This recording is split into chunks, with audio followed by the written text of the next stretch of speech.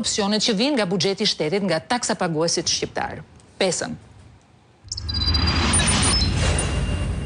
Mos blini më, mos e ndihmoni kastën të pastroj para. Më lëreni në vetminë e saj. Në çdo kronik do dalin apartamente, dyqane, të sekuestruara ose në pronësidon, gjithçka në krimin e organizuar shqiptar, qoftë atë publik, ju përmendët zonjën në fjalë Balluku, por edhe shumë të tjerë, i kanë bërë thirrje shqiptarëve që ta injorojnë tregun e pasurive të patundshme, në kuptimin që ai që ka ndërtuar një gradacil ta gëzoj, po ta gëzoj vetëm jo financuar nga paratë e shqiptarëve që i kanë bërë ato para me punë, me shumë mund.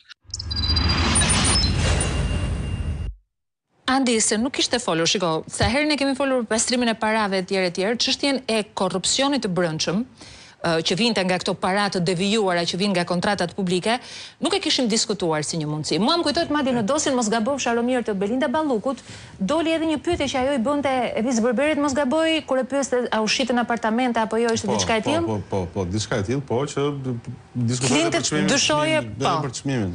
Pra, që kur flasim për pastrimin e parave, kemi thënë gjithmonë që janë paratë e drogës, e trafikut të drogës që zhvillohet jashtë Shqipërisë dhe vinë pastrojnë këtu, por një pjesë tjetër pa diskutim paratë e korrupsionit.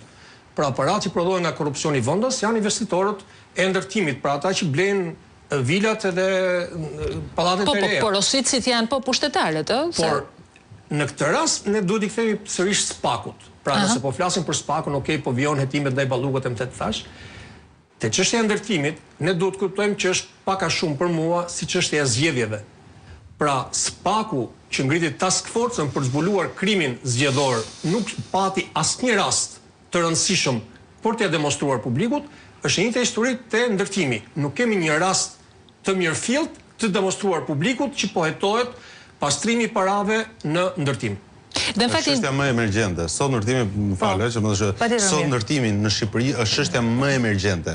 Në qoftë se duhet të ketë task force për ngritje, është pikërisht sepse janë pasojat më të mëdha që po jepen në ekonomi për shkak të sektorit të ndërtimit. Është një histori e cila nuk ka filluar sot, por sot kjo çështja e ndërtimit po mbështetet edhe me leje nga ana e AZT-s, nga ana e kryeministit, duke firmosur kulla për ndërtimet e Tiranës, të cilat 90% e tyre nuk ndërtohen dot. Dhe është më emergjente për shkak të funksionimit të call centrave në Shqipëri, që e kanë kthyer Shqipërinë në një minierë mashtrimesh dhe thithjesh të parave, të cilat më pas injektohen në sistem dhe tregu i ndërtimit është ai që po i absorbon të gjitha. Dhe nëse nuk është ende vonë për institucionet e drejtësisë që të fusin në filtr, dhe është shumë e kollajshme, sepse janë shumë pak kompani ndërtimi që operojnë në këtë forum në Tiranë, dhe në këtë forum mund ishte stabilizuar ekonomia dhe mund ishte edhe një goditje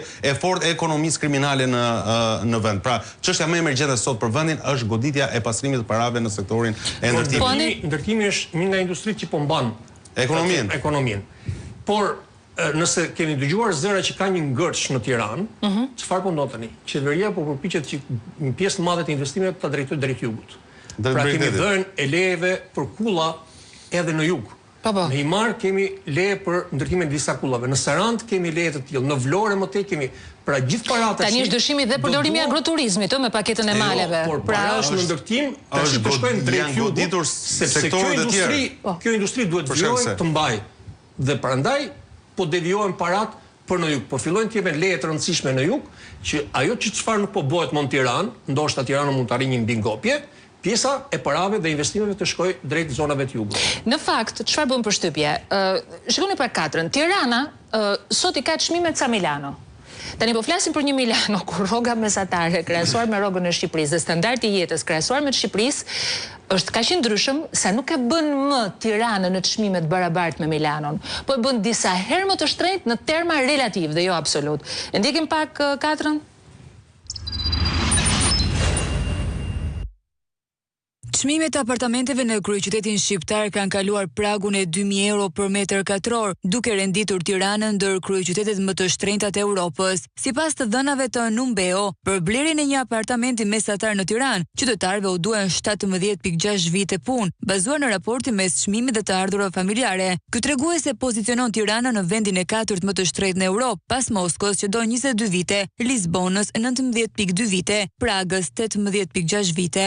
Kryeqyteti shqiptar ka kaluar edhe Beogradi, ndërsa sot është po aq i shtrenjtë sa Milano, ku banorëve u duhet 17.7 vite për të blerë një apartament. Por ndryshe nga Milano, e cila ka qendrat financiare dhe tregtare të botës, ku rritja e çmimeve mbështetet nga pagat më të larta dhe prania e bizneseve të mëdha, në Tiranë shtrenjtimi nuk shoqërohet me rritje të ngjashme të ardhurave.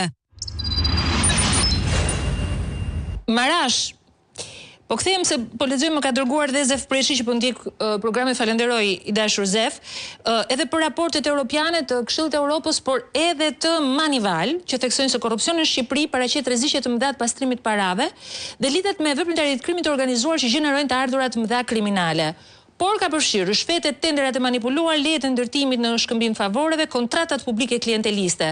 Dhe ka renditur, në fakt raporti, po i lexoj shkurt, korrupsioni dhe pastrimi i parave në sektorin e ndërtimit, për ato që tham, në prokurimet publike ku fituesit e kontratave mund të jenë kompani të lidhura politikisht që përdorin kontratat si kanal për të ricikluar fondet korrupsionit, ose për të transferuar në struktura tjera nëpërmjet nën kontratave dhe faturimeve fiktive, dhe në administratën tatimore doganore dhe sistemin e licencave ku korrupsioni ul riskun e kapjes dhe lejon që skemat e pastrimit, nën deklarim, fatura treme, kompani guac, këto funksionojnë për kohë gjatë pa u goditur. Pra lënda ku vetë Spaku mund të fokusohej, sepse këtu në këtë rrjet nuk po flasim vetëm për Belinda Ballukun, por korrupsioni kaq masiv dhe i gjithprenuar, pikërisht në këto sektor të pastrimit të parave mund të arrijnë të konkluzione shumë të rëndësishme.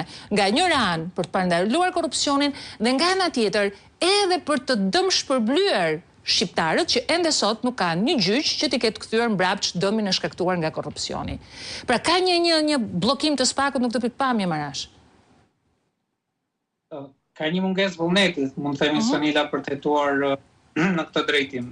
E vërteta është që ti po të marrësh 10 kulla që janë ndërtuar rreth qendrës Tiranës dhe vetëm të verifikosh, pra të caktosh disa ekspertë që verifikojnë kostot reale të ndërtimit të tyre dhe më pas të kërkosh ku janë apo cilat janë burimet e financimit të tyre, mund gjesh plot nga këto histori se si eksponent të krimit organizuar apo zyrtar, po themi të lartë, apo familjar të tyre kanë investuar para të përfituar në mënyrë të palishme, qoftë nga krimi organizuar, kryesisht nga narkotrafiku, qoftë nga korrupsioni i nivelit të lartë, dhe më pas këto para i kanë investuar në pasuri të paluajshme. Se për shembull, Sonila, po të shohësh edhe këto kontrata, disa prej tyre kanë pasur mundësi të shoh të këtyre kullave. E kemi imazhin e, ju lutem, të Marashit, se nuk e shoh?